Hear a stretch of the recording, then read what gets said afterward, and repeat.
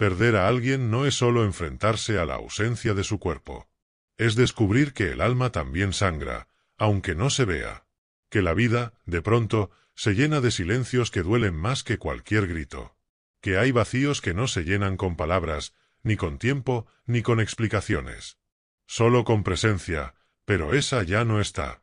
Carl Gustav Jung, el gran explorador del alma humana, no solo estudió el duelo desde una mirada científica o médica. Lo vivió, lo sintió, y lo integró como una parte esencial de la travesía humana hacia la individuación. Para Jung, la muerte no era un final, era una transformación. Un símbolo arquetípico que, cuando aparece en nuestras vidas, nos obliga a descender al inframundo de nuestra propia psique, a mirar lo que duele, a encontrarnos con lo que callamos. En este vídeo vamos a caminar por ese terreno sagrado que Jung llamó el proceso de duelo, pero no desde lo racional. Lo haremos desde el alma. Vamos a descifrar qué ocurre en nuestro inconsciente cuando alguien muere. ¿Qué significa soñar con los muertos? ¿Por qué sentimos su presencia aún después de años? Y cómo el dolor puede ser, en realidad, una puerta de iniciación hacia una nueva forma de ser. Más consciente. Más despierta. Más humana. Exploraremos las experiencias personales de Jung con la muerte, como cuando su madre falleció y él comenzó a tener sueños llenos de símbolos y voces del más allá, y entenderemos cómo esos eventos marcaron su pensamiento para siempre. Descubriremos el arquetipo de la muerte, esa figura que aparece en los mitos, en los cuentos, en nuestras pesadillas, y que no siempre viene a llevarse algo, sino a enseñarnos algo. También hablaremos del duelo que no se vive. El que se esconde, se reprime, se disfraza de fuerza o de estar bien. Ese que se convierte en sombra y sabotea nuestra vida sin que sepamos por qué. Veremos cómo los sueños nos advierten cuando el alma aún no ha cerrado su proceso. Cómo la figura del psicopompo, el guía entre mundos, puede ayudarnos a cruzar ese umbral simbólicamente. Y cómo el duelo puede ser, también, alquimia, el arte de transformar la oscuridad en luz. Este vídeo no es solo una explicación. Es una invitación. A mirar tu dolor con nuevos ojos. A permitir que tu duelo te hable. A honrar a los que ya no están, no con tristeza eterna, sino con una vida que tenga sentido. Quédate hasta el final. Te guiaré hacia un ritual interior donde podrás reconectar con tu alma y quizá, también, con la del ser que perdiste. Porque el duelo no es el fin del amor. Es su forma más pura. El duelo como herida en el alma. Perder a un ser querido despierta en nosotros una herida profunda que trasciende el cuerpo y penetra en las capas más recónditas de la psique. La muerte no es simplemente la cesación de las funciones vitales. Es un quiebre abrupto en el tejido que sostiene nuestra realidad consciente, un desgarrón que resuena en el inconsciente. Carl Jung comprendió que el duelo no es un proceso lineal ni una emoción que se supera. Es un fenómeno arquetípico, una experiencia simbólica que nos confronta con la dimensión más desconocida de nuestro ser. Cuando se produce la pérdida, la conciencia cotidiana se ve sacudida por sentimientos de incredulidad, shock y vacío. Sin embargo, estos síntomas externos apenas rascan la superficie. Lo esencial sucede en el inconsciente. Allí, la psique percibe la ausencia como una fisura, una herida en el tejido del alma. Así como la piel se rompe y expone capas internas, el duelo parte nuestra estructura psicológica, dejando al descubierto contenidos que normalmente permanecen ocultos bajo la máscara del día a día. Las imágenes, los recuerdos y las emociones reprimidas emergen con fuerza súbita, recordándonos que bajo la aparente solidez de nuestra identidad consciente se esconde un universo de complejidades. Jung describía este fenómeno como la irrupción de lo luminoso, un contenido psíquico que posee una cualidad de misterio y fuerza irresistible. El duelo arremete contra nuestra rutina interna, reclamando atención y tiempo. Nos obliga a detenernos, a enfrentarnos al abismo que se abre ante nosotros y a reconocernos vulnerables. Según Jung, este encuentro con la fragilidad es imprescindible para el proceso de individuación, el camino hacia la totalidad del ser. El duelo, por tanto, no es solo dolor, es también posibilidad de transformación, de acceder a planos más profundos de conciencia. En la herida del duelo, aflora la dualidad entre lo personal y lo colectivo. A nivel personal, sentimos la pérdida de quien amábamos, con su historia única, su voz, su risa. Pero al mismo tiempo, el inconsciente colectivo proyecta en esa ausencia imágenes arquetípicas: la dama de negro, el anciano de ojos huecos, el valle sombrío del invierno eterno. Estas imágenes universales se entrelazan con nuestros recuerdos personales, tejiendo un tapiz extraño donde lo íntimo y lo mitológico convergen. Somos, de pronto, personajes de un antiguo mito de descenso al inframundo, donde debemos cruzar ríos de dolor para alcanzar una nueva forma de ser. El inconsciente, en su intento de procesar la ausencia, despliega mecanismos de compensación simbólica. Los sueños se llenan de presencias etéreas, de cartas nunca enviadas, de voces que llaman desde la penumbra. A veces, el duelo se manifiesta como pesadillas atroces donde revivimos el momento de la muerte, como si el inconsciente insistiera en que no olvidemos la magnitud de lo ocurrido. Otras veces, aparecen imágenes de redención o de reunión en paraísos oníricos, insinuando que la relación no se ha roto del todo, sino que ha adoptado otra forma. Jung observó que el duelo no ha sido adecuadamente honrado por la sociedad moderna. Hemos construido rituales rápidos y estandarizados, pero carecemos de ceremonias que permitan explorar y expresar la herida interior. En muchas culturas ancestrales, el luto se vivía durante años, acompañado de cantos, danzas y aislamiento ritual. Esa prolongación del duelo facilitaba la integración de la pérdida. En contraste, nuestra prisa por seguir adelante conduce a la represión del dolor, convirtiendo la herida en una sombra que corroe el alma a largo plazo. Cuando la herida permanece abierta pero callada, la sombra del duelo se filtra en la vida cotidiana. Experimentamos síntomas físicos inexplicables: cansancio crónico, dolores sin causa aparente, alteraciones del sueño. Psicológicamente, pueden surgir ataques de ansiedad, depresión o irritabilidad súbita. Las relaciones se tensan, pues la persona en duelo puede mostrarse distante, incapaz de compartir su sufrimiento. El inconsciente, por su parte, utiliza símbolos para comunicarse: encuentros fortuitos con mariposas, un mensajero del alma, canciones que repentinamente evocan al fallecido, recuerdos que brotan en momentos inesperados. Jung alentó a no huir de estas manifestaciones. Cada síntoma es una pista hacia el tesoro oculto tras la herida. En el duelo auténtico, el dolor se convierte en maestro. Nos revela que amábamos con tal intensidad, que partes de nuestro propio ser resonaban con ese ser querido. Aprender a escuchar la herida implica permitirnos llorar con autenticidad, sin juzgarnos. Implica escribir cartas que no se enviarán, colocar objetos simbólicos en un altar, dialogar en sueños con la presencia interna del difunto. Cada acto de recuerdo consciente nutre el proceso de sanación y de integración. El duelo también implica un reequilibrio de la relación intrapsíquica. Jung hablaba de la relación entre anima y animus, sombra y persona, consciente e inconsciente. La pérdida de un ser querido desestabiliza estas polaridades, provocando un caos interior. Pero el caos puede ser fecundo si se reconoce como oportunidad. En esa confusión surgen nuevas maneras de vincularnos con la vida. Se aprende a valorar la impermanencia, a saborear el momento presente, a expandir la compasión hacia uno mismo y hacia los demás que también sufren. La herida del duelo no se cierra de un día para otro. No hay calendario fijo que marque el fin del dolor. Lo que sí puede cambiar es nuestra actitud hacia él. En lugar de verlo como un enemigo que hay que desterrar, podemos reconocerlo como parte del camino iniciático. En la tradición alquímica, la nigredo, la fase oscura de descomposición, precede a la albedo, la fase de purificación, y finalmente al rubedo, el renacimiento de la luz. El duelo es la nigredo de la psique, una etapa necesaria para la transmutación interna. En este primer bloque hemos explorado cómo el duelo se manifiesta como herida en el alma, destacando que no es solo una reacción emocional pasajera, sino un proceso arquetípico que desgarra la estructura consciente y abre puertas hacia el inconsciente. Hemos visto que la herida duele intensamente, pero también revela profundidades psíquicas y posibilidades de reconexión con lo sagrado. En el siguiente bloque, profundizaremos en las vivencias personales de Jung con la muerte y cómo sus propias pérdidas nutrieron su comprensión del duelo como vía hacia la individuación. Jung y la muerte, sus experiencias personales con la pérdida y el más allá. Carl Gustav Jung no fue un observador distante de la muerte, la enfrentó en su propia vida y permitió que esas experiencias alimentaran su comprensión más íntima del duelo y del más allá. La muerte de su madre, Emilie Preisger Jung, en 1923, marcó un antes y un después en su trayectoria como psiquiatra y pensador. Jung describió cómo, tras su partida, comenzó a tener sueños tan intensos como reales, poblados por símbolos y presencias que desdibujaban la frontera entre el mundo de los vivos y el de los muertos.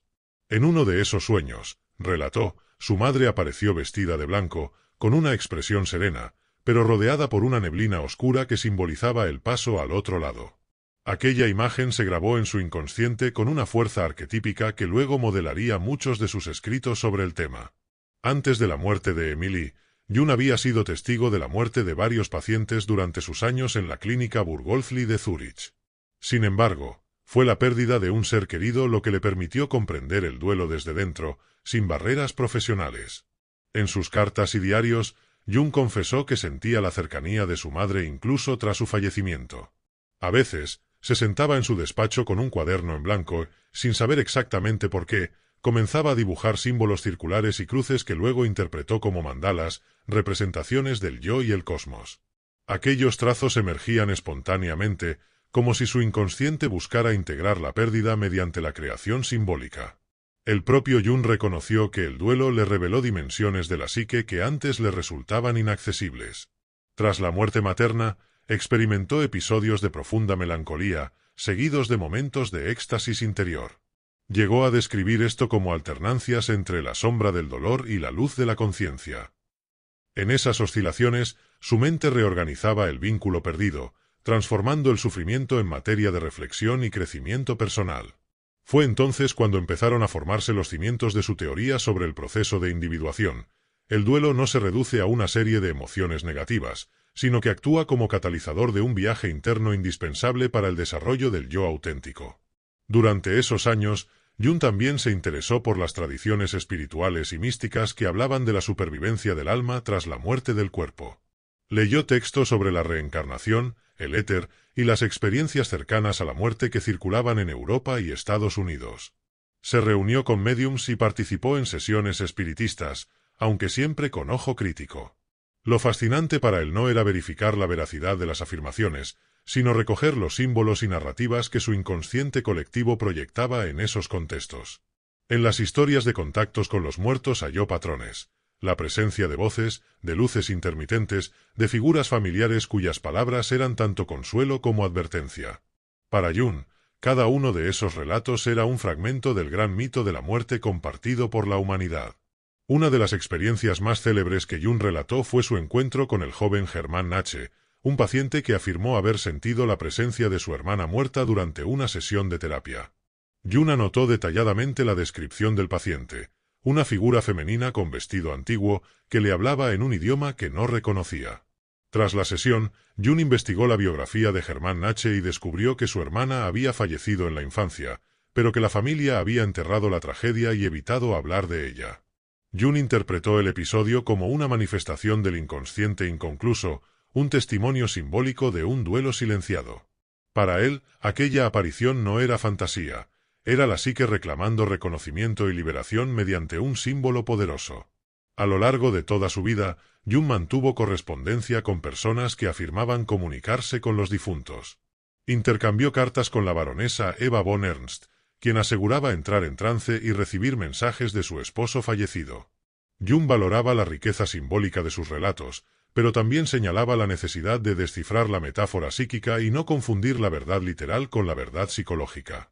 En sus conferencias, subrayaba que el inconsciente utiliza la figura del muerto no tanto para describir un estado real en el más allá, sino para proyectar contenido psíquico reprimido. El muerto se convierte en mensajero de aspectos de la personalidad o de conflictos internos que demandan atención. La muerte de personas cercanas a Jung continuó a lo largo de su vida. También perdió a su nieto, quien falleció prematuramente en la década de 1950.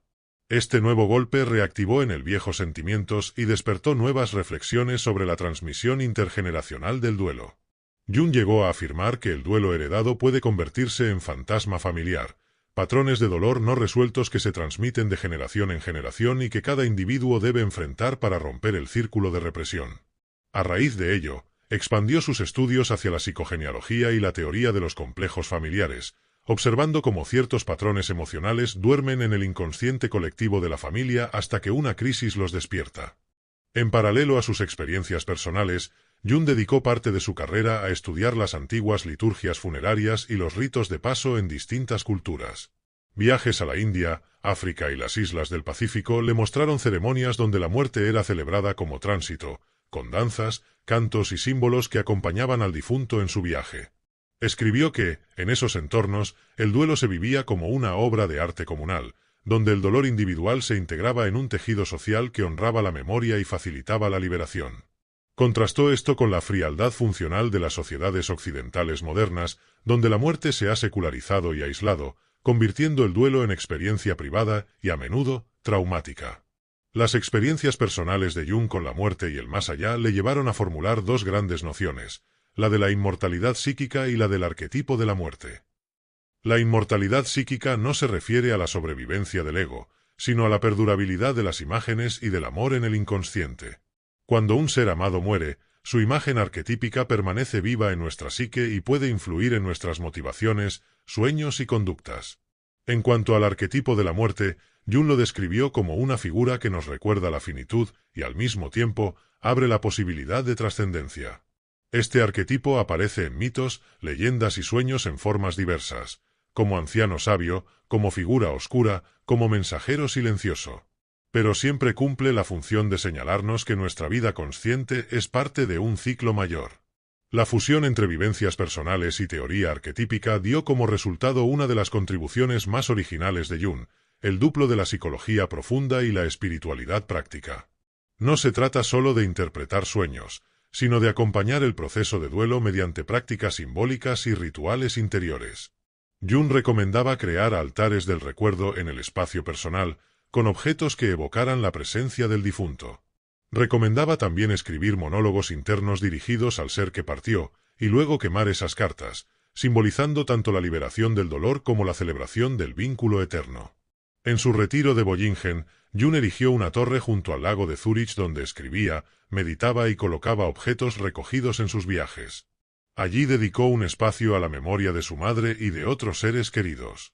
En los muros dibujó mandalas que representaban la rueda de la vida y la muerte, recordando que todo fin contiene semilla de renacimiento. La torre misma se convirtió en un símbolo vivo de cómo el duelo, canalizado y honrado, puede transformarse en obra de arte en medio de la naturaleza, donde el silencio dialoga con el murmullo del agua.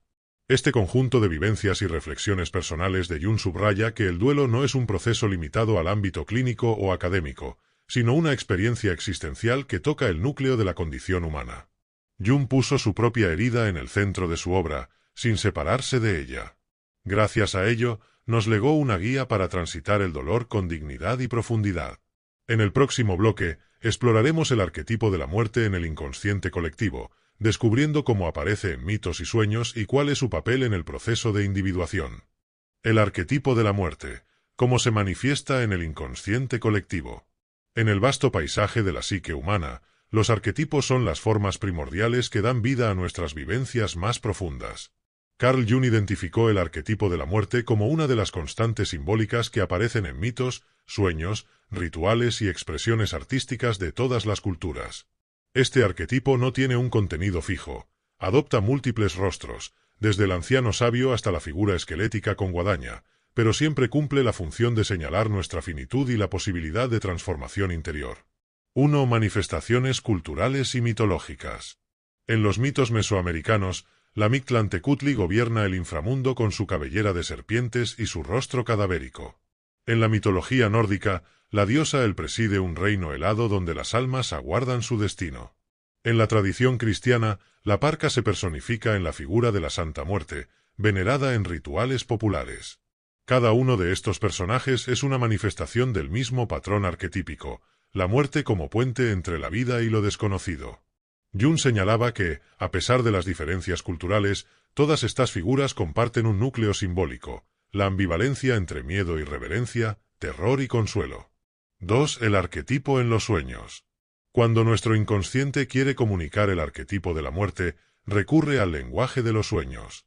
Los escenarios oníricos pueden mostrarnos bosques sombríos, pasillos sin fin o habitaciones vacías donde acecha una presencia silenciosa.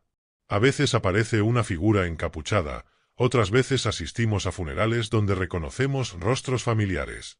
Estas imágenes no deben interpretarse literalmente, representan la invitación de la psique a confrontar aquello que dejamos inconcluso. Si soñamos que morimos, puede ser señal de un cambio profundo, el fallecimiento simbólico de viejas creencias o patrones que ya no sirven. Si soñamos que seguimos vivos tras una muerte aparente, indica la resiliencia del núcleo interior ante la crisis. 3. Función compensatoria del arquetipo. Jung explicó que los arquetipos actúan como mediadores entre el consciente y el inconsciente. El arquetipo de la muerte emerge cuando nuestra vida consciente se encuentra en un estancamiento o nos negamos a soltar algo valioso. En esa situación, el inconsciente proyecta la figura de la muerte para romper la rigidez y forzarnos a un proceso de renovación. Por ejemplo, quien reprime emociones dolorosas puede empezar a tener pesadillas recurrentes con la imagen de un ataúd o una calavera. Esto no es un mal presagio externo, es el llamado interior a liberar el contenido reprimido y permitir que la vida siga su curso. 4. La danza de la vida y la muerte, el ciclo arquetípico. En la visión junguiana, la muerte no es un punto final, sino parte de un ciclo. Arquetípicamente, comparte escenario con la Gran Madre o la fuente primordial. Antes de morir, todo retorno a un estado de unidad con lo inconsciente. Luego, surge el héroe o el renacido que vuelve al mundo consciente con una nueva forma de ser. Este patrón se repite en los mitos de Inanna y su descenso al inframundo, en la leyenda de Osiris y su resurrección, en la historia de Tammuz y Baal. Desde la perspectiva de la individuación, cada final simbólico abre paso a un comienzo más genuino, donde la persona integra sombras y potencialidades. 5. Arquetipo de la muerte en la clínica. En la práctica terapéutica, Jung identificó que el arquetipo de la muerte puede aparecer en pacientes con estados de ánimo profundamente depresivos o en etapas de crisis vital, crisis de la mediana edad, jubilación, divorcio. El terapeuta debe reconocer que detrás de la queja superficial, insomnio, desgana, sensación de vacío, late un proceso arquetípico de muerte simbólica. Acompañar a la persona implica ofrecer un espacio donde se permita el duelo interior, expresar la pérdida, explorar sueños, crear rituales simbólicos, dibujar mandalas de la muerte y el renacimiento, escribir diálogos con la figura que representa la pérdida y, finalmente, acompañar el tránsito hacia la nueva vida que surge. 6. Símbolos asociados al arquetipo. A lo largo de la tradición arquetípica, algunos símbolos se repiten con fuerza. La guadaña, instrumento que segaba la vida, pero también representaba la precisión del inconsciente al cortar lo que ya no es vital.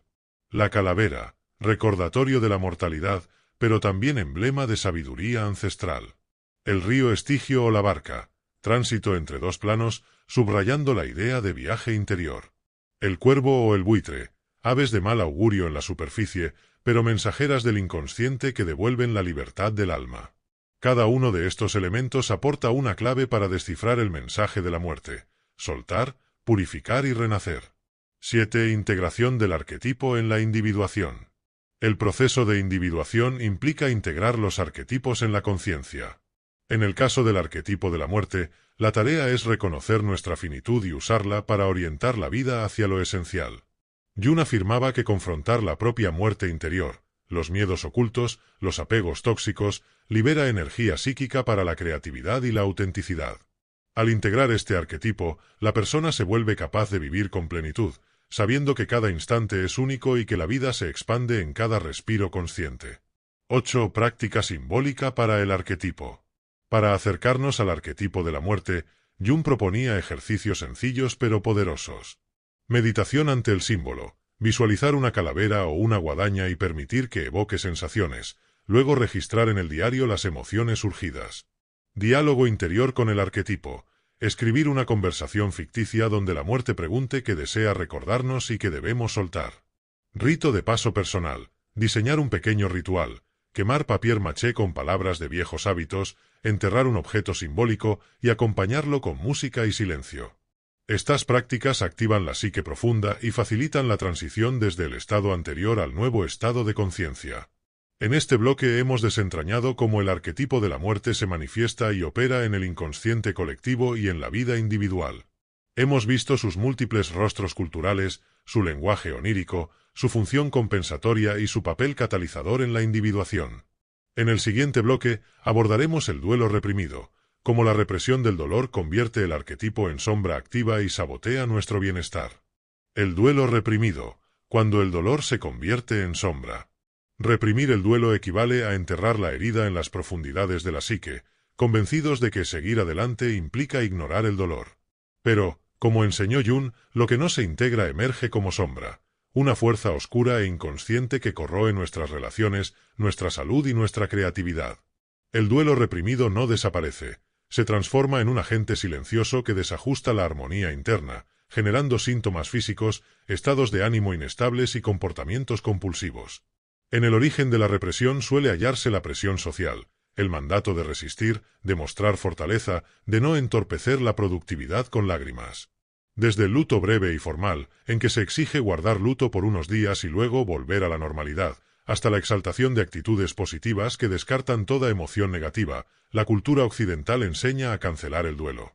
Sin embargo, el duelo auténtico requiere tiempo y apertura interior, exige atravesar cada fase, negación, ira, negociación, depresión y aceptación, sin saltarse pasos, pues cada uno abre una puerta que conduce al siguiente. Cuando reprimimos la negación inicial, acudimos a una máscara de indiferencia o de frialdad, estoy bien, no me afecta. Pero esa negación solo atrasa el proceso. La ira reprimida, a su vez, puede tornarse en irritabilidad crónica, agresividad pasiva o en un resentimiento que envenena vínculos. La negociación inconsciente, buscando formas de recuperar lo perdido, se filtra en intentos de recrear la situación en sueños o en relaciones sucesivas donde idealizamos al otro. Finalmente, la depresión silenciosa anida bajo un velo de astenia, apatía y falta de sentido, manifestándose como agotamiento inexplicable o como enfermedades psicosomáticas. Jung describió cómo la sombra del duelo se configura como un complejo autónomo, un conjunto de pensamientos, emociones y recuerdos que cobra vida propia, actuando con intensidad desproporcionada.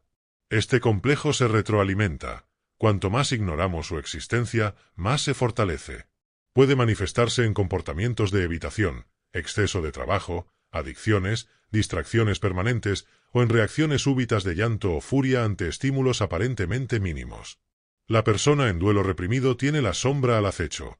En un ascensor, una canción, un aroma o una frase, la represión se quiebra y estalla el dolor acumulado. Los síntomas físicos del duelo no vivido son múltiples. El sistema inmunitario se ve afectado, aumentando la vulnerabilidad a infecciones. Los trastornos del sueño, insomnio o hipersomnia, alteran los ritmos biológicos. Dolores musculares, cefaleas tensionales y problemas digestivos pueden aparecer sin explicación médica clara. Cada síntoma es un mensaje del cuerpo. El dolor que la conciencia rehúye, la herida no permitida, reclama ser escuchado. La psicosomática junguiana valora estos síntomas como manifestaciones simbólicas. Por ejemplo, un dolor lumbar puede relacionarse con la pérdida del sostén que brindaba la persona ausente. En el plano relacional, el duelo reprimido sabotea la intimidad. La persona evita vínculos profundos por temor a revivir el dolor. Puede desarrollar un estilo de apego ansioso o evitativo, alternando entre la búsqueda compulsiva de cercanía y la huida repentina. Los lazos existentes se tensan, amigos y familiares perciben una barrera infranqueable. La falta de comunicación auténtica durante el duelo genera malentendidos y distanciamiento. A nivel profesional, la productividad puede verse afectada por descuidos y falta de concentración, o bien por una sobrecompensación que derivará en agotamiento. Reconocer la sombra del duelo es el primer paso hacia la integración. Jung proponía una toma de conciencia mediante la observación de los sueños y de los síntomas, anotar los sueños recurrentes relacionados con el difunto, identificar las imágenes que aparecen y dialogar con ellas en la imaginación. También sugería prestar atención a las sincronicidades, esas coincidencias significativas que conectan la realidad externa con el proceso interno de dolor. Una mariposa negra en un día gris, una melodía que evoca la voz del ser querido, un fragmento de texto que parece hablar directamente al alma. Estas señales son hilos de Ariadna que nos guían hacia la sombra oculta. Prácticas simbólicas permiten iluminar la sombra.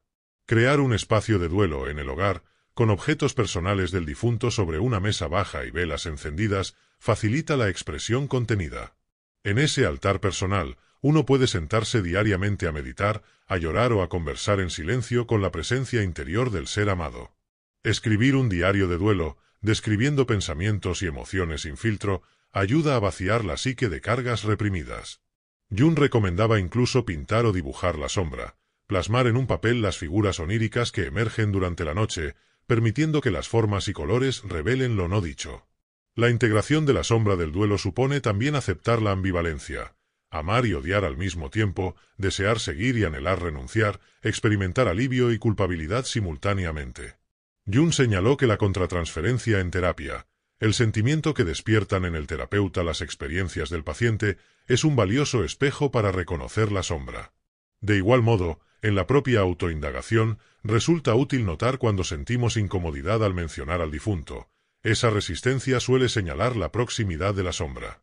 Un ejercicio profundo consiste en escribir una carta en 2 columnas. A la izquierda, expresamos todo el amor y gratitud hacia el ausente.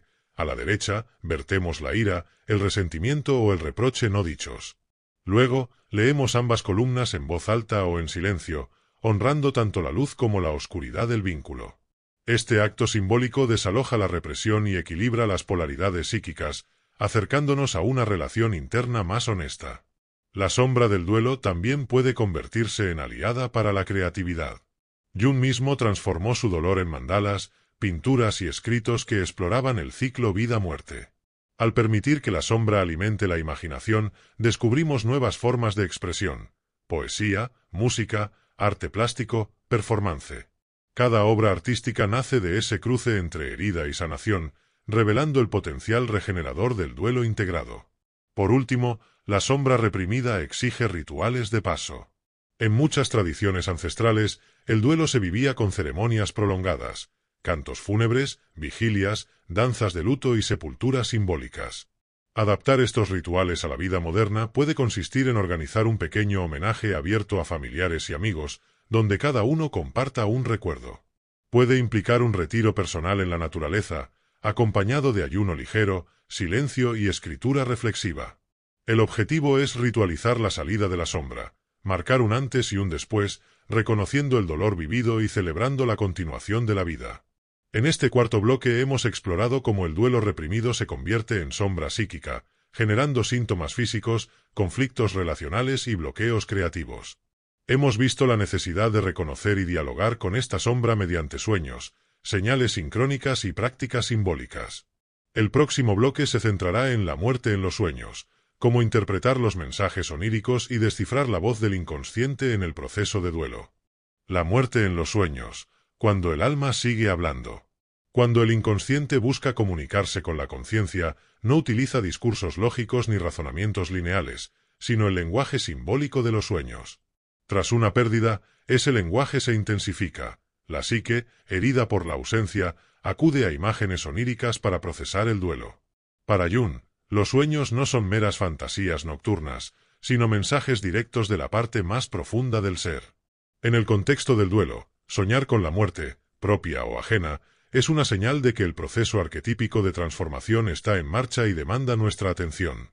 1. Tipos de sueños tras la pérdida. Los sueños de duelo pueden adoptar múltiples formas. Sueños de encuentro. El fallecido aparece con apariencia real o etérea. A veces mantiene la misma voz, la misma sonrisa. Otras, su presencia es difusa, envuelta en brumas o sombras. Estos encuentros suelen transmitir un mensaje: consuelo, advertencia o, simplemente, la necesidad de despedida. Sueños de repetición de la muerte. Revivir el momento del deceso, sentir el dolor físico o la desesperación, como si el reloj se detuviera en ese instante. Estos sueños reflejan el bloqueo emocional. El inconsciente insiste en que no hemos integrado esa experiencia. Sueños de símbolos mortuorios. Aparición de ataúdes, funerales, lápidas, calaveras o guadañas. Aunque puedan parecer tenebrosos, su función es purificadora. Obligarnos a mirar de frente la certeza de nuestra propia finitud. Sueños de renacimiento. Tras una aparente muerte en el sueño, despertamos o vemos cómo surge nueva vida. Una flor, un pájaro, un amanecer. Este tipo de sueño señala que el proceso de nigredo, muerte simbólica, está dando paso a una posible albedo, purificación, en nuestra psique. 2. Interpretación junguiana, más allá de la literalidad. Jung advertía contra la interpretación literal de los sueños. Soñar con cadáveres no significa que vayamos a fallecer, indica la presencia activa del arquetipo de la muerte en nuestro proceso interior. El sueño actúa como mediador compensatorio. Si en la vida despierta negamos nuestro dolor, en el sueño el inconsciente contrarresta esa negación proyectando la imagen más impactante posible. Por tanto, cada elemento onírico debe entenderse como símbolo. El cadáver representa lo que en nosotros está muerto, aspectos de la personalidad que dejamos atrás, vínculos emocionales que se despliegan en los pliegues de lo inconsciente. La túnica blanca o negra. El color de las vestiduras del fallecido indica la actitud de nuestra psique. Blanco sugiere pureza, posibilidad de trascendencia, negro, luto y resistencia al cambio. El entierro o la cremación. El rito onírico refleja nuestra disposición al acto final de soltar. Enterrar algo implica enterrarlo en lo inconsciente, quemarlo, liberarlo de manera más radical. Para Jung, el analista debe acompañar al soñador en la tarea de extraer el mensaje del sueño, no en buscar predicciones literales, sino en desentrañar la necesidad interna que subyace. 3. El duelo interrumpido y los sueños recurrentes. Cuando el proceso de duelo se bloquea, por represión, por prisas sociales o por miedo a la vulnerabilidad, los sueños tienden a repetirse, con variaciones mínimas. El mismo escenario, el mismo símbolo, reaparece noche tras noche como un tambor insistente. Esta recurrencia señala que la herida no ha encontrado cauce de expresión en la vigilia y exige atención. Ignorar un sueño recurrente es ignorar un grito del alma. Escucharlo, anotarlo y reflexionar sobre su contenido fortalece el puente entre consciente e inconsciente. 4. Señales sincrónicas como extensión del sueño. Jung explicó que las sincronicidades, coincidencias significativas, suelen acompañar a los sueños importantes. Después de soñar con la presencia del ser querido, podemos encontrarnos con su nombre en un cartel, con un objeto que nos rememora su voz o con una canción que escuchamos al azar. Estas señales son prolongaciones del sueño en la vida despierta, confirmaciones de que el mensaje onírico tiene relevancia y no debe descartarse como simple azar. 5. ¿Cómo trabajar con los sueños de duelo? Registro inmediato. Al despertar, anota en un cuaderno cada detalle, escenarios, colores, personajes, emociones. Cuanto más preciso sea el registro, más sencillo será descifrar la carga simbólica. Asociaciones libres. Relaciona cada imagen onírica con un aspecto de tu vida actual. Por ejemplo, si sueñas que tu ser querido te extiende la mano en un paisaje desolado, pregúntate, ¿qué parte de mí necesita ser sostenida? ¿En qué área de mi existencia me siento abandonado? Diálogo activo. En estado de relajación, vuelve a recrear el sueño. Imagina que te encuentras con la figura onírica y pregúntale qué mensaje trae. Deja que sus palabras interiores fluyan sin censura. Arte y expresión, dibuja o pinta la escena. El trazo y el color activan zonas del cerebro no accesibles mediante la palabra, revelando matices ocultos del contenido. Ritual de integración. Tras el análisis, realiza un pequeño rito: encender una vela, colocar un símbolo del sueño en un altar, leer en voz alta tu interpretación, para sellar el trabajo y permitir que la energía psíquica se asiente en la conciencia. 6. El sueño como punto de inflexión. Un sueño particularmente intenso puede marcar el momento en que el duelo avanza de la fase de crisis a la fase de integración. Soñar que el fallecido sonríe en lugar de llorar, o que asciende por un camino de luz, indica que la psique está listando sus fuerzas para transformar el dolor en sabiduría. Reconocer ese punto de inflexión es esencial. Nos permite confiar en que el proceso avanza y adaptarnos al cambio con mayor serenidad. 7. El riesgo de la interpretación prematura. Intuir un mensaje universal al primer sueño puede resultar engañoso. Jung subrayaba la importancia de la paciencia. Observar la evolución de los sueños durante varias noches, buscar patrones y variaciones, y evitar conclusiones abruptas. A veces, un símbolo se transforma lentamente de una calavera amenazante a una simple hoja seca, revelando que el miedo inicial se está disolviendo en aceptación. 8. Integrar el lenguaje onírico en la vida diaria. El objetivo final del trabajo con sueños de duelo no es solo comprender, sino asimilar. Cada mañana, al levantarte, repasa mentalmente el sueño y pregúntate cómo puedes llevar esa enseñanza al día. Si el sueño mostró raíces secas, quizás sea momento de nutrir áreas descuidadas de tu existencia. Si mostró apertura de una puerta, permite que nuevas actividades o relaciones entren en tu vida. De este modo, el sueño deja de ser experiencia limitada a la noche y se convierte en guía para la transformación cotidiana. En este quinto bloque hemos profundizado en la dimensión onírica del duelo, examinando los tipos de sueños que expresan la presencia de la muerte, su interpretación simbólica, la importancia de los sueños recurrentes y las sincronicidades, así como una metodología práctica para trabajar con estos contenidos en pro de la integración. En el siguiente bloque, abordaremos la muerte simbólica como rito de paso y cómo la transformación interior se gesta en la oscura caverna del alma. Transformación a través del duelo, la muerte como iniciación simbólica. El duelo, en su manifestación más profunda, no es sólo una reacción al dolor de la pérdida, sino una auténtica iniciación al misterio de la vida y de la muerte. Jung lo comparaba con los ritos de pasaje de las culturas ancestrales, donde quien cruza un umbral simbólico debe descender primero a la oscuridad para poder resurgir con una nueva identidad. En este sentido, la muerte del ego, esa parte limitada de nuestra personalidad, se convierte en la puerta de acceso a una conciencia más amplia, capaz de integrar sombras y potencialidades. 1. La nigredo junguiana y el proceso de duelo. En la alquimia, la primera fase, la nigredo o obra al negro, representa la putrefacción necesaria para disolver lo viejo. Jung adoptó esta metáfora para describir la fase inicial del duelo, la experiencia de vaciamiento, de caos interior, donde la estructura psíquica conocida se descompone. Durante la nigredo del duelo, emergen miedos primordiales, el temor a la nada, al abandono definitivo y a la desintegración de la propia identidad. La melancolía, la desorientación y la oscuridad emocional son señal de que la psique está preparando el terreno para una transformación profunda. 2. Iniciación y renacimiento, de la nigredo a la albedo. Superada la nigredo, aparece la albedo, la obra al blanco, fase de purificación y clarificación. En el duelo, esto equivale a un despertar psíquico. Empezamos a vislumbrar destellos de paz en medio del dolor. La conciencia reconoce las lecciones del duelo y empieza a recuperar la armonía interior. Son momentos de calma inesperada, de gratitud por los recuerdos compartidos y de aceptación de la muerte como parte del ciclo. El color blanco de la albedo simboliza la luz restaurada, la conexión con el arquetipo de la Gran Madre, la receptividad y la apertura a la nueva vida que surge tras la pérdida. 3. El rubedo del alma, integración y plenitud.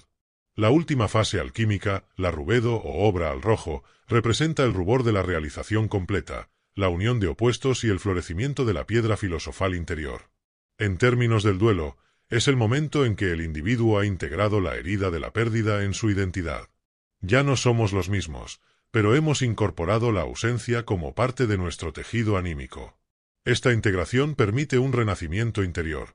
Damos paso a una forma de vida más auténtica, más consciente de la finitud y, paradójicamente, más intensa en su apreciación del presente. 4. El duelo como rito de paso. Al igual que en los ritos de iniciación tribales, el duelo nos coloca en un umbral, del antes inocente al después sabio.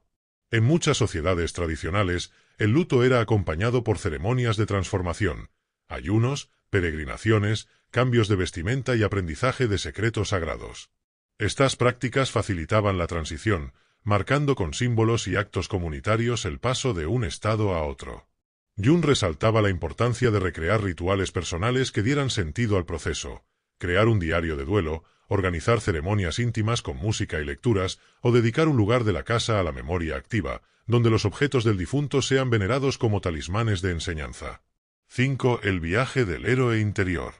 El modelo mitológico del héroe, común a todas las culturas, describe un viaje que parte de la seguridad del hogar, atraviesa pruebas mortales y regresa con un don para la comunidad. El duelo encarna ese viaje. El individuo sale de la estabilidad psicológica, se enfrenta a la prueba más dura, la muerte, y retorna con una sabiduría renovada.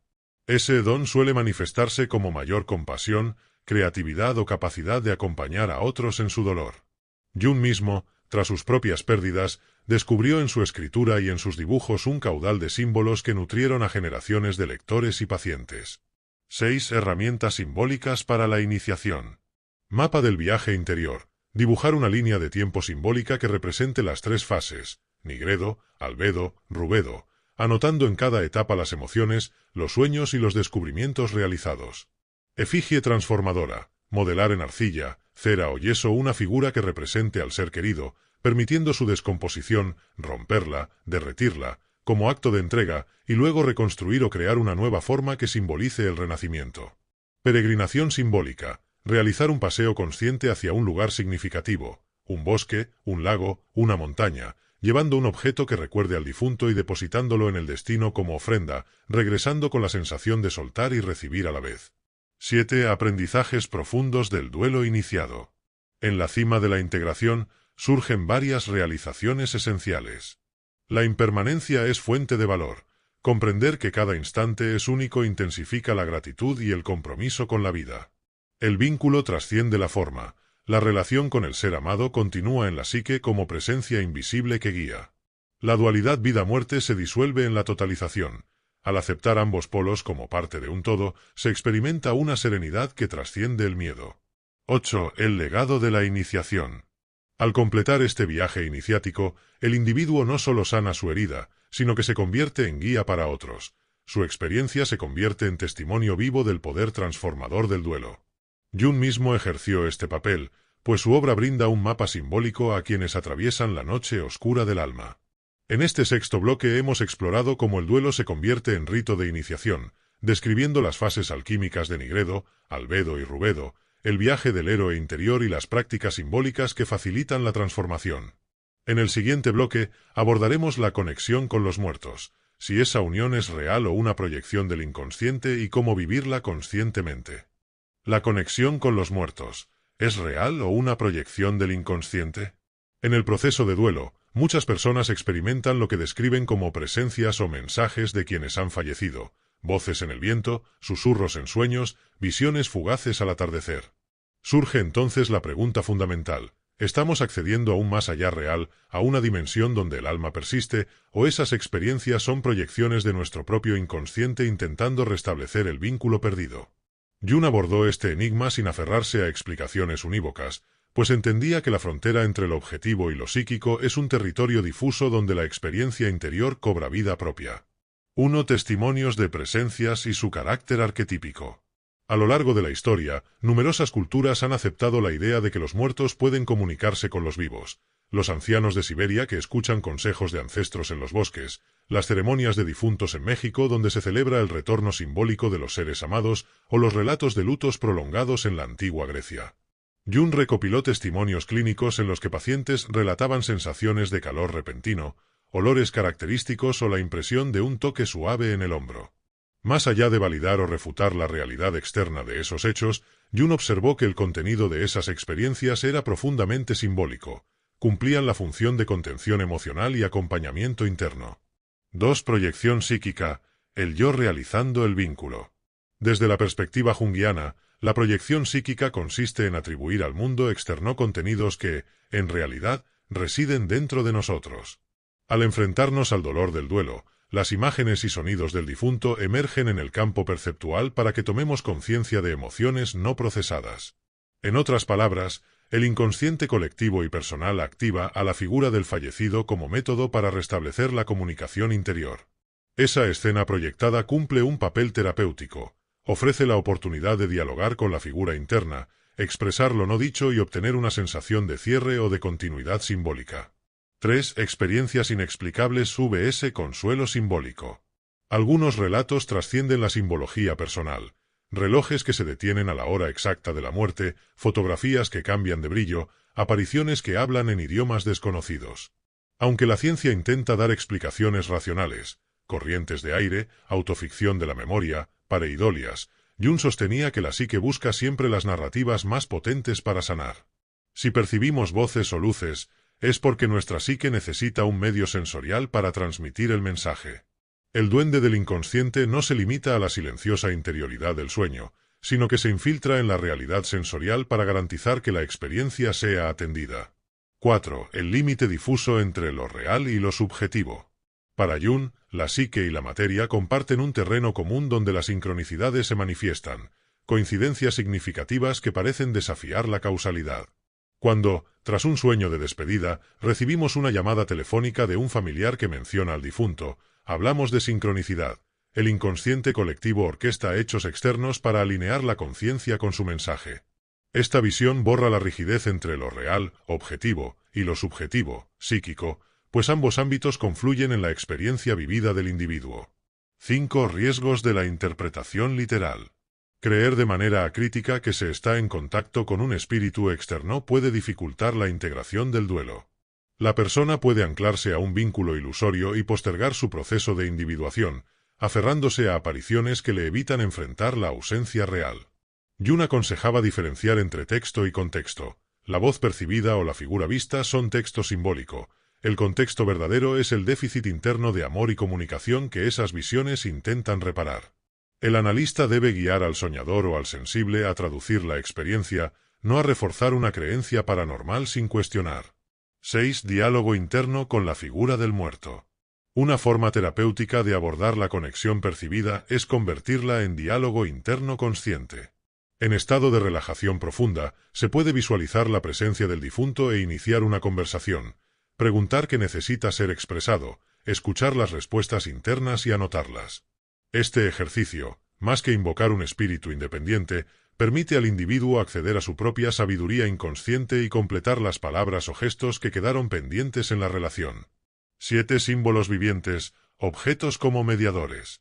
El inconsciente suele usar objetos físicos para mantener el puente con lo simbólico. Un pañuelo arrugado en el cajón, un colgante que cruza la luz del amanecer, una canción que suena en la radio. Reconocer estos mediadores implica prestar atención plena al entorno y tomar nota de los momentos en los que el mundo resuena con la vivencia interna. Cada objeto o suceso que parezca hablar con nosotros funciona como un espejo de la psique, remitiendo a contenidos de duelo que aún esperan ser integrados. 8. La figura del psicopompo interno. Jung describió al psicopompo como el guía interno que acompaña al alma en su tránsito. No es un ente externo, sino un arquetipo que emerge para llevarnos de la conciencia al inconsciente y de vuelta. Durante el duelo, este guía interno puede aparecer en visiones, sueños o intuiciones con forma humana, animal, como un cuervo o un perro, o incluso como voz interior. Reconocer y acompañar al psicopompo facilita el proceso. En lugar de huir del miedo a la muerte, aprendemos a danzar con ese arquetipo y a pedirle su guía simbólica. 9. Aceptar la ambivalencia, presencia y ausencia. La conexión con los muertos implica sostener dos realidades simultáneas, la certeza de la ausencia física y la experiencia viva de su presencia interior. Afrontar esta ambivalencia sin negarla es parte del trabajo de duelo. Cada vez que sintamos la visita del difunto, podemos agradecer el consuelo, pero también reafirmar la realidad de su paso al otro lado. Este ejercicio, gracias por tu presencia, reconozco tu partida, ayuda a equilibrar la proyección y a consolidar la integración psíquica. 10. Transformar la proyección en legado. Finalmente, cuando el vínculo proyectivo se integra conscientemente, la figura del difunto deja de ser un visitante ocasional para convertirse en mentor interior. Su imagen arquetípica pasa a formar parte de la propia personalidad, ofreciendo inspiración y apoyo simbólico en momentos difíciles. Jung ejemplificaba esto al evocar a su madre no con melancolía, sino como una voz interna que le recordaba la importancia del amor incondicional y la conexión con la tradición familiar. Así, la proyección se transmuta en legado. El duelo culmina en un vínculo continuo, pero saludable, que enriquece la vida consciente con sabiduría ancestral. En este séptimo bloque hemos explorado la naturaleza ambigua de la conexión con los muertos, distinguiendo entre realidad objetiva y proyección psíquica, y proponiendo prácticas para dialogar con esas presencias de modo terapéutico y transformador. En el siguiente bloque, estudiaremos el duelo colectivo y cómo la sociedad entera proyecta su sombra sobre la muerte, amplificando o silenciando el dolor individual. El duelo colectivo, cómo la sociedad reprime y niega la muerte. La experiencia del duelo no es únicamente individual, es también un fenómeno social que refleja las actitudes, creencias y tabúes de cada cultura hacia la muerte. Carl Jung observó que la forma en que una sociedad aborda la pérdida determina en gran medida la manera en que sus miembros atraviesan el proceso de duelo. En las culturas donde la muerte se celebra como un tránsito sagrado, el duelo colectivo sirve de sostén y contención. En cambio, en sistemas donde la muerte se oculta o se medicaliza, el duelo se privatiza, se acelera y, con ello, se reprime, dejando a las personas sin apoyo ni rituales que validen su dolor. 1. El tabú de la muerte en Occidente. En la Europa contemporánea, la muerte se ha convertido en un asunto clínico y logístico. Ocurre en hospitales, es administrada por profesionales y suele celebrarse con funerales rápidos y sobrios. Después, la sociedad espera que todo vuelva a la normalidad en cuestión de días. Este modelo industrial del duelo niega el componente simbólico y espiritual del rito, no ofrece un espacio para la expresión prolongada del dolor ni para la rememoración colectiva.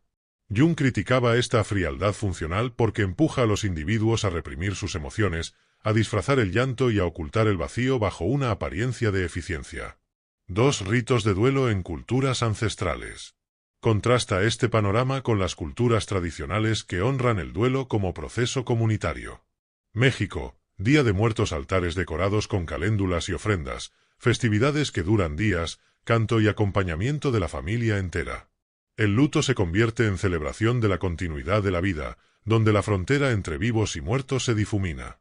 Tíbet, ritos del bardo, prácticas donde se recitan textos sagrados y se realizan ceremonias para guiar al alma del difunto a través de las etapas intermedias hacia la reencarnación. La comunidad participa activamente, ofreciendo mantras y visualizaciones para sostener al ser querido. África Occidental, bailes y cantos tribales que acompañan el entierro, permaneciendo junto a la tumba durante semanas, permitiendo que el dolor se exprese en movimiento y música.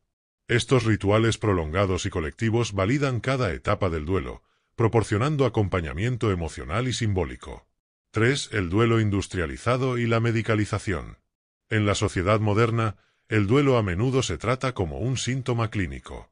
Psicofármacos para la ansiedad y la depresión se prescriben con rapidez. Terapeutas y consejeros familiares ofrecen sesiones breves sin integrar la dimensión ritual. Aunque la ayuda profesional es valiosa, cuando se limita a estrategias de afrontamiento inmediato sin incorporar prácticas simbólicas, se reduce el duelo a un problema individual que debe solucionarse en lugar de vivirse plenamente. Jung advertía que el duelo no debe curarse como una enfermedad, sino acompañado como un proceso natural de la psique. 4. Duelo patógeno vs duelo sano. Cuando la sociedad reprime el duelo, emergen dos dinámicas contrapuestas. Duelo patógeno. Se caracteriza por la negación prolongada, la aparición de complejos obsesivos relacionados con la pérdida, una profunda alienación social y síntomas crónicos que pueden derivar en enfermedades psicosomáticas severas. Duelo sano. Incluye fases de expresión emocional, llanto, rabia, tristeza, prácticas de recuerdo, reuniones familiares, homenajes y culmina en la aceptación. Aunque nunca olvida la pérdida, integra la ausencia en la vida cotidiana y permite la continuidad del flujo vital. La diferencia radica en la existencia o ausencia de rituales y del apoyo comunitario. 5. La influencia de los medios de comunicación. La forma en que los medios retratan la muerte también moldea el duelo colectivo. En la televisión y el cine, la muerte tiende a idealizarse o dramatizarse, presentándose como catarsis rápida o como evento espectacular. Rara vez se muestran las etapas intermedias del dolor cotidiano. Las noticias informan de muertes masivas o de figuras públicas con breves reportajes, sin profundizar en el luto de las comunidades afectadas. Esta narrativa contribuye a la idea de que el duelo debe ser breve y eficiente, reforzando el tabú de expresar un dolor que no encaja en los formatos breves de la actualidad. 6. Duelo y redes sociales, un espacio ambiguo. Las redes sociales ofrecen un escenario mixto. Por un lado, permiten expresar el dolor y recibir muestras de apoyo global. Por otro, promueven la performance del duelo, likes, condolencias estandarizadas y publicaciones efímeras que sustituyen al acompañamiento profundo. Compartir una foto o un recuerdo en un post puede aliviar momentáneamente, pero no reemplaza el contacto humano auténtico ni los rituales prolongados que validan la intensidad de la pérdida. 7. Propuestas de rituales colectivos contemporáneos. Para reivindicar el duelo sano, Jung inspiraría prácticas adaptadas a la vida moderna. Ceremonias urbanas, encuentros públicos en parques o plazas donde compartir recuerdos, encender velas y leer textos en honor a los ausentes. Grupos de duelo ritualizados, reuniones semanales o mensuales, guiadas por un facilitador, que incluyan música, escritura conjunta y meditación simbólica. Arte comunitario. Proyectos colaborativos de murales o instalaciones efímeras que evoquen los nombres y las historias de quienes han partido, permitiendo un luto visible y compartido. Estas prácticas rescatan el sentido de pertenencia y sostén comunitario que las sociedades ancestrales vivenciaban. 8. El papel del terapeuta jardinero. Jung describía al terapeuta como jardinero del alma, no quien arranca la herida, sino quien prepara el terreno para que florezca la vida nueva.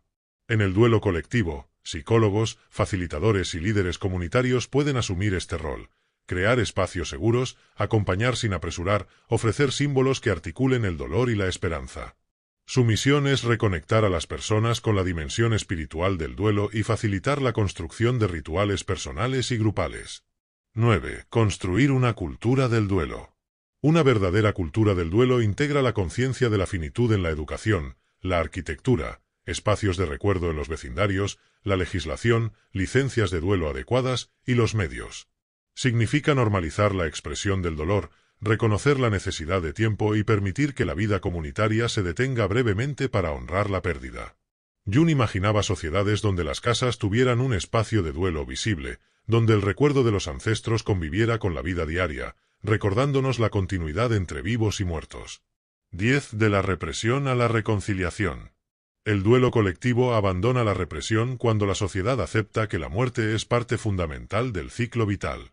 Al abrazar ceremonias, narrativas y arte que den voz al silencio de los cementerios, se transforma el miedo en sabiduría. La reconciliación social con la muerte permite que cada individuo viva su duelo sin culpa, sin prisa y con el sostén de una comunidad que reconoce el valor del despedirse. En este octavo bloque hemos examinado cómo la cultura influye en el duelo, contrastando la represión moderna con los rituales ancestrales y proponiendo prácticas colectivas para sanar la herida social de la muerte. En el próximo bloque exploraremos la alquimia del duelo, el arte de convertir el dolor en conciencia y sabiduría. La alquimia del duelo, dolor convertido en conciencia. El duelo profunda y auténticamente vivido puede transformarse en una de las fuerzas más potentes de la psique.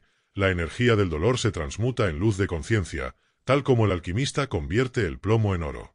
Este proceso interno, la alquimia del duelo, es la culminación de los trabajos de Nigredo, Albedo y Rubedo que hemos explorado en bloques anteriores. En este punto, el alma ha atravesado la oscuridad, ha purificado sus aguas y emerge con un fuego interno renovado, capaz de alimentar no solo la sanación personal sino la creatividad, la compasión y el sentido trascendente de la vida. 1. Comprender la materia prima, el dolor consciente. En la alquimia, la materia prima es aquello que contiene el principio de su propia transmutación. En el duelo, la materia prima es el dolor consciente, el llanto sincero, la rabia auténtica, la melancolía profunda. Reconocer estos sentimientos no como defectos emocionales, sino como tesoros del alma, marca el inicio de la alquimia. Cada lágrima vertida añade agua al crisol psíquico, cada estallido de cólera remueve impurezas del ego, cada suspiro de nostalgia libera la presión de la herida. Sin este reconocimiento sincero, la sustancia interior no puede ser guiada hacia la transmutación. 2. El crisol interior, prácticas que queman y purifican. Para activar la alquimia, es necesario un crisol, un espacio psíquico y simbólico donde el dolor se sitúe bajo la llama de la conciencia. Jung recomendaba prácticas como escritura catártica, redactar monólogos donde se describa el dolor con detalle, texturas, colores, sonidos, y luego quemar la hoja como acto de liberación y purificación. Pintura expresiva, plasmar en lienzo manchas, líneas y colores que evoquen el sufrimiento, no buscar belleza, sino intensidad. La obra resultante contiene la carga emocional convertida en forma visible. Movimiento ritual, danzar sin música o con tambores, permitiendo que el cuerpo exprese lo que la palabra no alcanza. La sacudida física ayuda a soltar tensiones reprimidas y a elevar la vibración interna. En este crisol, la llama de la conciencia quema las falsas certezas, debería estar ya bien, purifica las resistencias, no quiero sentir esto, y aviva la brasa de una nueva comprensión. 3. La red de apoyo, comunidad y espejo. El alquimista no trabaja solo, busca un maestro, un espejo que confirme la presencia del cambio. En el duelo, esta función la cumplen los grupos de apoyo y los amigos íntimos que permiten el desahogo y al mismo tiempo reflejan el progreso interno. Compartir el proceso con quienes han experimentado penas similares facilita la identificación de símbolos comunes y refuerza la convicción de que el dolor puede transformarse.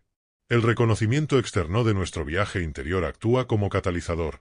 Te veo renacer es el refrán que alimenta el rubedo final. 4. Transmutación en creatividad y servicio. Cuando el dolor se convierte en conciencia, la psique genera un excedente de energía que pide canalización. Este excedente se manifiesta como creatividad artística, nuevas formas de expresión, poemas, canciones, relatos, esculturas, nacen del crisol interior. Lo que antes dolía se convierte en materia prima de obras que, a su vez, sanan a otros. Compasión y acompañamiento. La persona que ha transformado su duelo desarrolla una sensibilidad profunda hacia el sufrimiento ajeno. Surge la vocación de acompañar a quienes inician el proceso, ya sea como terapeuta, voluntario o amigo consciente. Propósito renovado. El sentido de misión personal se redefine. La pérdida ilumina valores esenciales y motiva a vivir con más autenticidad y presencia. Este servicio nace del corazón herido, que al sanar se abre a la misión interior para la cual el duelo lo había preparado. 5 signos de la transformación interna. La alquimia del duelo deja huellas claras en la vida cotidiana. Calma en la tormenta. Ante situaciones difíciles, la persona mantiene un centro de tranquilidad que antes no poseía. El dolor enseñó a sostenerse en la propia esencia. Apertura creativa. Ideas frescas y proyectos inspiradores emergen de manera inesperada, como frutos nacidos de la tierra removida. Relaciones auténticas. La comunicación se vuelve más clara y compasiva, se forjan lazos basados en la verdad emocional. Sentido de lo sagrado. Se percibe un hálito de misterio en los actos simples: beber agua, contemplar un árbol, fruto de la conciencia de la finitud. Estos signos confirman que el plomo del dolor ha sido transmutado en oro de conciencia. 6. Mantener el mitridatismo, dosis pequeñas de desafío. La alquimia exige respetar el equilibrio. No basta con atravesar el duelo una vez, se requiere un mantenimiento continuo. Jung sugería el mitridatismo psíquico: exponerse periódicamente, en dosis pequeñas, a recuerdos que despierten la vulnerabilidad para evitar que la herida se cierre en forma de calcificación. Revisitar fotografías, releer cartas viejas o meditar en aniversarios. Estas dosis impiden la rigidez y mantienen viva la capacidad de transformación. 7. Integración del arquetipo de la muerte. En el Rubedo, el arquetipo de la muerte ya no aterroriza, se reconoce como aliado. Quien ha alcanzado la alquimia del duelo reconoce la presencia del arquetipo en la vida cotidiana, la caída de las hojas, las estaciones, los ciclos de descanso, y abraza la impermanencia como parte de la sabiduría profunda. La muerte simbólica ya no es un oponente, sino el tambor que marca el ritmo de la creación continua. 8. La voz del inconsciente y el testimonio. Finalmente, la alquimia del duelo culmina en un testimonio: palabras, gestos o creaciones que comunican la experiencia.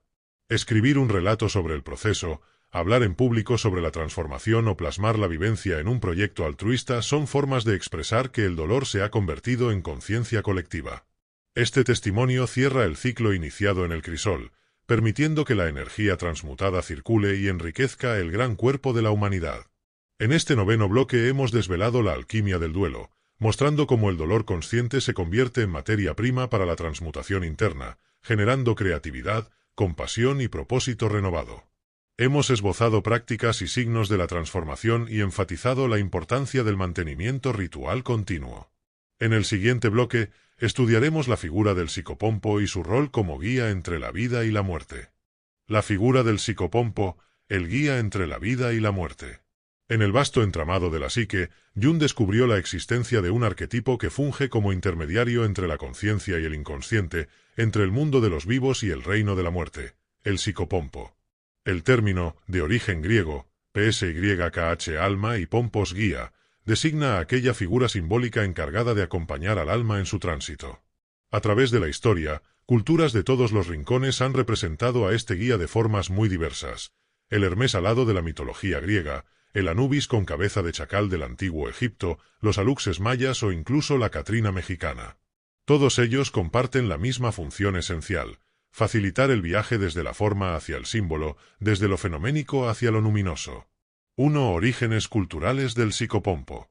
Egipto. Anubis, con su cabeza de chacal, presidía la balanza del juicio, guiando al difunto hacia su destino en el Duat. Su presencia aseguraba que el alma abandonara el cuerpo con dignidad y pasara por el juicio del corazón, representando el peso de la conciencia. Grecia.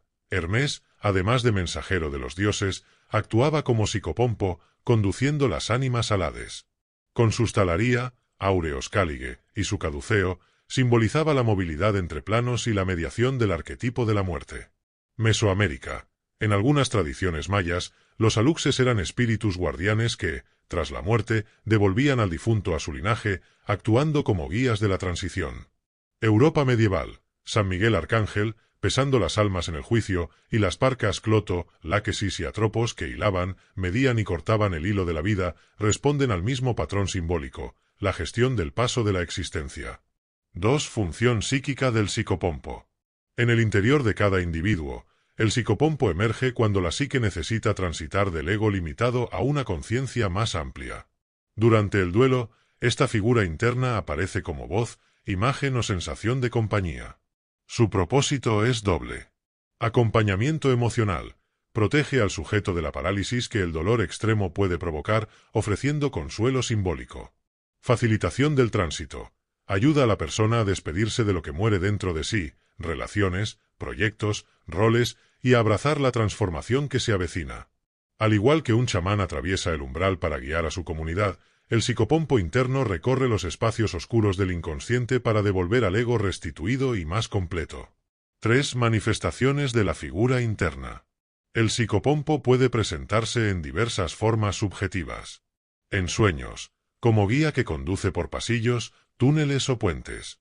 Puede ser una figura luminosa que extiende una mano o un animal simbólico, lobo, buitre, caballo.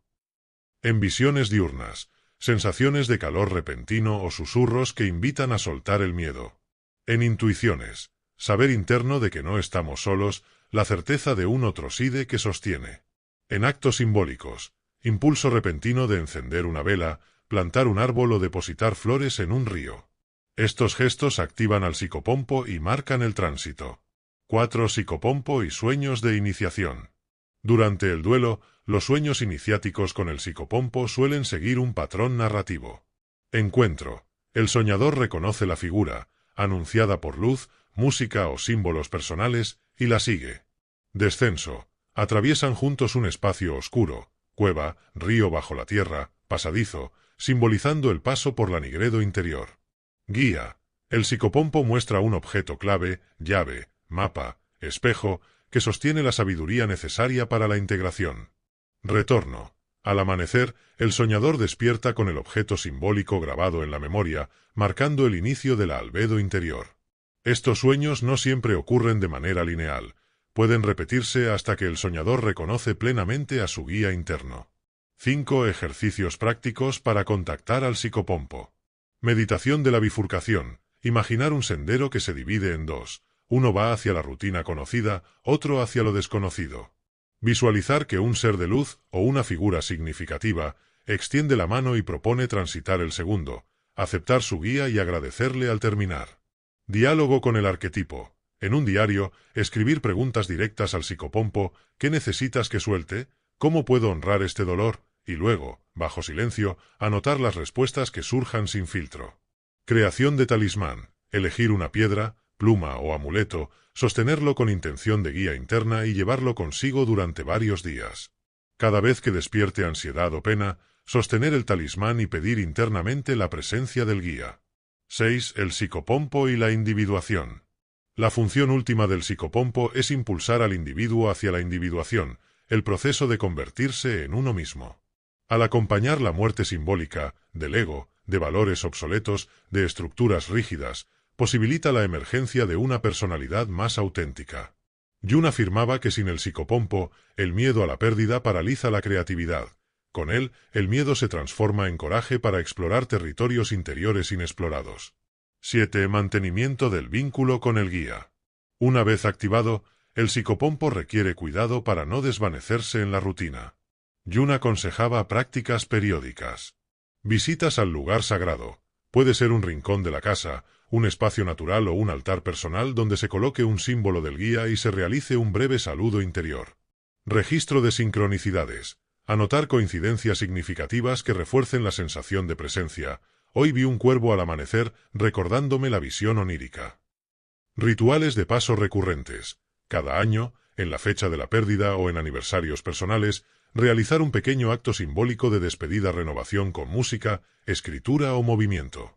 8. El psicopompo como legado colectivo. Más allá del ámbito individual, la evocación del psicopompo tiene un alcance colectivo. En las comunidades donde se honra esta figura, se fortalecen los lazos interpersonales. La gente reconoce que, al morir uno, mueren roles y mitos compartidos.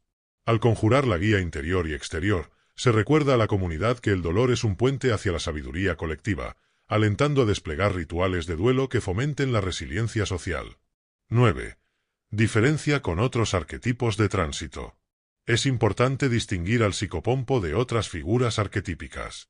El heraldo anuncia cambios, pero no acompaña el tránsito. El héroe atraviesa pruebas, pero no oficia de guía. El sabio anciano imparte conocimiento, pero no necesariamente asiste en la frontera de la muerte interna. El psicopompo es un híbrido, sabio y guía, protector y mensajero, facilitando el cruce de umbrales.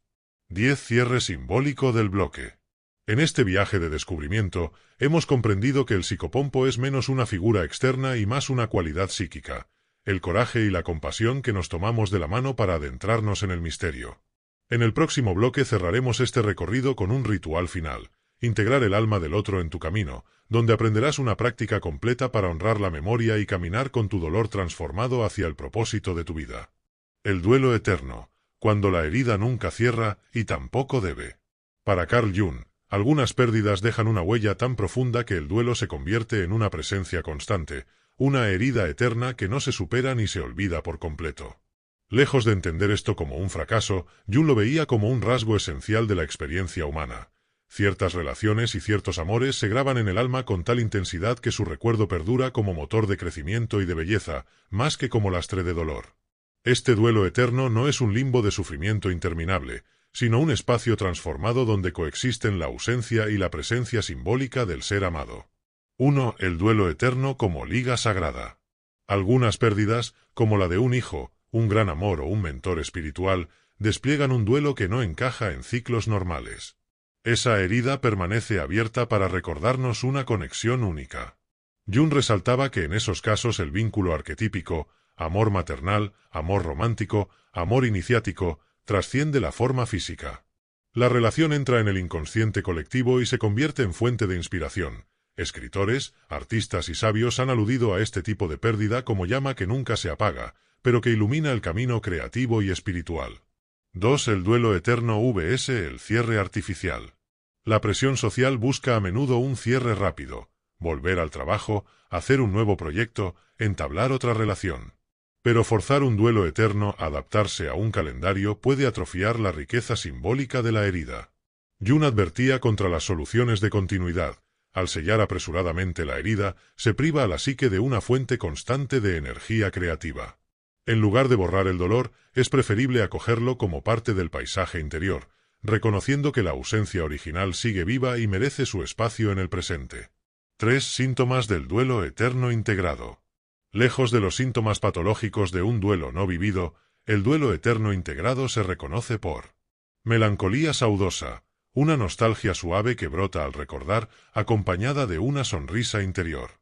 Creatividad constante. La herida alimenta el arte, la escritura o la música con una emoción pura. Compasión profunda. La persona desarrolla una empatía intensa hacia el dolor ajeno, nacida de su propia experiencia. Sentido de propósito.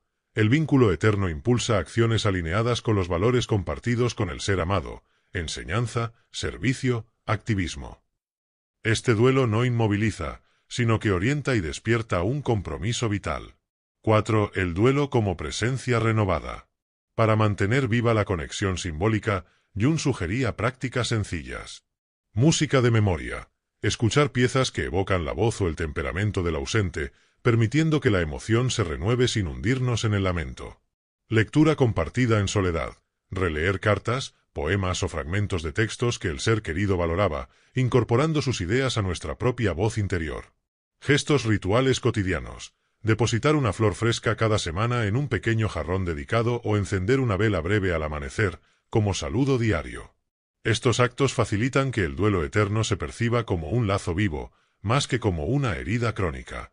5. Cuando el duelo eterno duele demasiado. En ocasiones, la intensidad melancólica puede resurgir con fuerza desbordante. Aniversarios, canciones específicas, paisajes vinculados al recuerdo. En esos momentos, es vital distinguir entre la melancolía inspiradora y la recaída en la desesperanza. Jung recomendaba acogida compasiva, permitir que las lágrimas fluyan sin culpa, como purga necesaria. Apoyo comunitario, Compartir el recuerdo con un amigo o un grupo de duelo que entiende la dimensión arquetípica del vínculo. Reencuadre simbólico. Recordar que la intensidad del dolor refleja la magnitud del amor y que ese amor sigue vivo en su forma interior. 6. El duelo eterno y la dimensión transpersonal. Jung conectó el duelo eterno con la experiencia de lo transpersonal, estados de conciencia donde el yo se disuelve en algo mayor. La continuidad simbólica con el muerto se experimenta como un puente hacia el inconsciente colectivo, donde se hallan recursos de sabiduría ancestral. A través de visiones, símbolos compartidos y sincronicidades, la persona siente la presencia de su amado como arquetipo vivo en la psique colectiva, recordándole que la separación es solo forma y no esencia. 7. El duelo eterno como legado para otros. Cuando el duelo eterno se integra, el individuo se convierte en transmisor de un legado vivo. Su vida diaria, sus valores, sus proyectos, su manera de amar, lleva impreso el eco del ser querido. Jung veía en esto una forma de inmortalidad psíquica, no el ego, sino la imagen arquetípica que influye en generaciones futuras, como un río subterráneo de afecto y sabiduría. 8. Transformar el duelo eterno en servicio. Para honrar la hondura del vínculo, es posible dedicar acciones altruistas en memoria del ausente, voluntariado, iniciativas educativas, creación de becas o espacios de encuentro. Este servicio, nacido del duelo eterno, canaliza la emoción en actos tangibles de ayuda y de belleza, permitiendo que la herida arroje frutos en beneficio de otros. 9. Cautela ante la idealización. Un riesgo del duelo eterno es idealizar al ser perdido, convirtiéndolo en un santo que impide la aceptación de su humano talante. Jung subrayaba la necesidad de reconocer la complejidad del vínculo, tanto sus aspectos luminosos como sus sombras. Honrar la totalidad del otro, sus logros y sus defectos, enriquece el duelo y evita que la proyección idealizada obstaculice la autenticidad del proceso. 10. Integración final antes del ritual. Al acercarnos al cierre de este viaje, es valioso reconocer que el duelo eterno no necesita un fin, sino una resignificación. En lugar de buscar un punto final, podemos preparar un ritual final donde, simultáneamente, celebremos la continuidad del lazo y florezca un nuevo sentido de pertenencia al propio camino. Este será el tema del bloque 12, donde aprenderás una práctica completa para honrar al ser amado, fusionando memoria y propósito en un acto simbólico que cierre el ciclo arquetípico iniciado con la pérdida. Ritual final. Integrar el alma del otro en tu camino. Tras recorrer el descenso al inframundo del duelo y atravesar las fases de Nigredo, Albedo y Rubedo, llegamos al punto culminante, el ritual final. No es un cierre definitivo de la herida, sino un acto consciente para honrar al ser amado y sellar la alianza entre tu camino de vida y su presencia interior. Este rito combina símbolos, gestos y espacios sagrados para que tu inconsciente y tu conciencia trabajen al unísono, integrando la memoria y el propósito en un solo acto transformador. 1. Preparación del espacio y del ánimo. Elección del lugar. Escoge un espacio tranquilo y seguro. Puede ser un rincón de tu hogar, la orilla de un río, un claro en el bosque o un pequeño altar al aire libre. Limpieza simbólica. Barre el suelo o limpia la mesa donde colocarás los elementos. Con cada gesto, imagina que alejas lo residual de la vieja herida. Iluminación. Usa luz suave, velas blancas para la albedo y una vela roja para el rubedo. Enciéndelas con intención, dejando que la llama simbolice tu fuego interior despertado por el duelo. Estado interior. Respira pausado, realizando 5 inhalaciones y exhalaciones profundas. Cada inhalación acepta la presencia interior del otro, cada exhalación suelta resistencias y miedos. 2 elementos simbólicos del altar. Coloca frente a ti, bien ordenados, los siguientes objetos. Fotografía o retrato del ser amado, enmarcado o simplemente apoyado con respeto. Objeto personal significativo.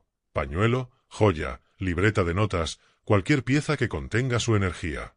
Vaso de agua pura, representando la claridad y la memoria viva. Pluma o pincel y tinta, o pintura, para la escritura y el dibujo que activarán tu creatividad transformada. Tierra o arena en una pequeña vasija, simbolizando la conexión con lo terrenal y el renacer continuo. Incienso o hierbas secas, lavanda, romero o ruda, para purificar el aire y evocar la presencia del plano sutil. 3. Invocación de la presencia interior. Consagración de los elementos. Toma cada objeto en tus manos y en voz baja o mentalmente, di su propósito. Tomo este retrato para traer tu imagen al aquí y ahora. Tomo este objeto personal para sentir tu vibra en mi centro. Tomo el agua para ver con claridad tu reflejo interior. Tomo la tierra para enraizar tu legado en mi vida. Tomo la tinta para escribir la sabiduría que tu ausencia trajo. Tomo el incienso para purificar el espacio de duelo y recibir tu aliento sagrado. Cada consagración abre un canal simbólico entre tu consciencia y el arquetipo del fallecido. 4. Escritura ritual, carta de integración. Redacción libre. Con la pluma y la tinta, escribe una carta dirigida al ser querido.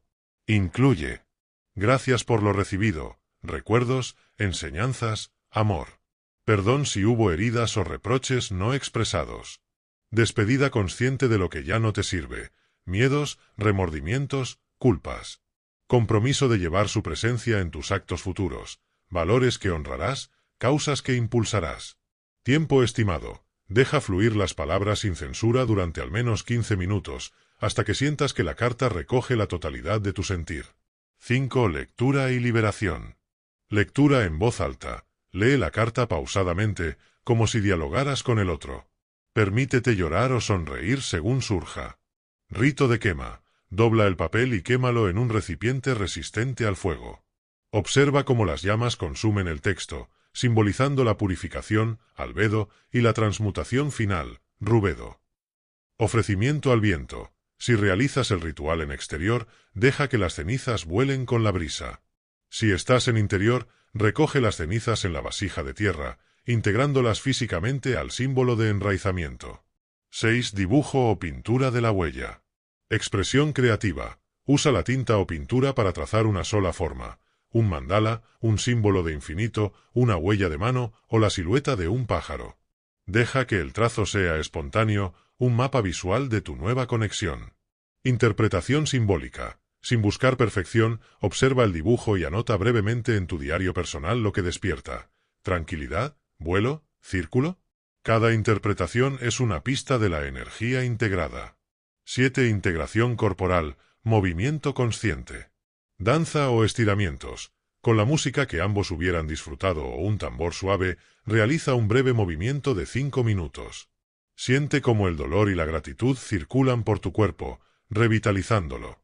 Contacto con la tierra. Descalzo, si es posible, pisa la tierra o el césped, conectándote a la vasija de tierra del altar, absorbe su estabilidad. 8. Palabras finales de compromiso. Frente a las velas encendidas, pronuncia un breve mantra personal que sintetice tu alianza interior. Por ejemplo: llevo tu luz en mi sombra, y en tu ausencia florece mi presencia. Repítelo 3 veces, con voz firme y corazón abierto. 9. Sellado del ritual. Apagado respetuoso. Con los dedos mojados en el vaso de agua, apaga suavemente las velas, simbolizando la unión de tus emociones con la claridad interior. Guardado de símbolos. Deja en el altar la vasija con cenizas y tierra, el dibujo y el objeto personal. Este espacio se convierte en tu santuario de la presencia, accesible cada vez que necesites recordar la alianza. 10. Camino futuro, el legado vivo.